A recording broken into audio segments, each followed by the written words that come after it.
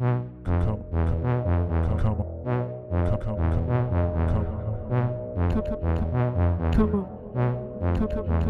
a commencé grâce à la loi sur la parité.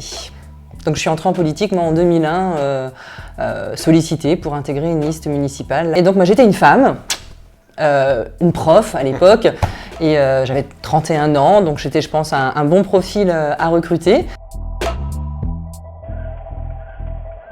C'est pour moi le plus beau des mandats. C'est très honnêtement, je pense aussi le plus dur à plein d'égards, mais c'est carrément le plus passionnant. C'est celui qui nous permet de rester en lien constant avec les gens. Oh on ne peut pas tout, bien évidemment. Par contre, on peut quand même beaucoup. Mais pour obtenir beaucoup, c'est un travail non-stop. Oui, bien sûr. Et c'est là où il faut aussi faire très attention émotionnellement parlant, parce qu'on ne peut pas non plus être une éponge sans prise de distance à un moment donné. Il faut faire parler son intelligence émotionnelle sans pour autant se laisser déverser tout un flot de problèmes qu'on va accompagner, qu'on va aider à résoudre. Mais voilà, il y a toujours quand même une prise de distance entre la fonction qu'on exerce et la personne que l'on est. Mais je crois que ça vaut pour beaucoup de métiers. Hein.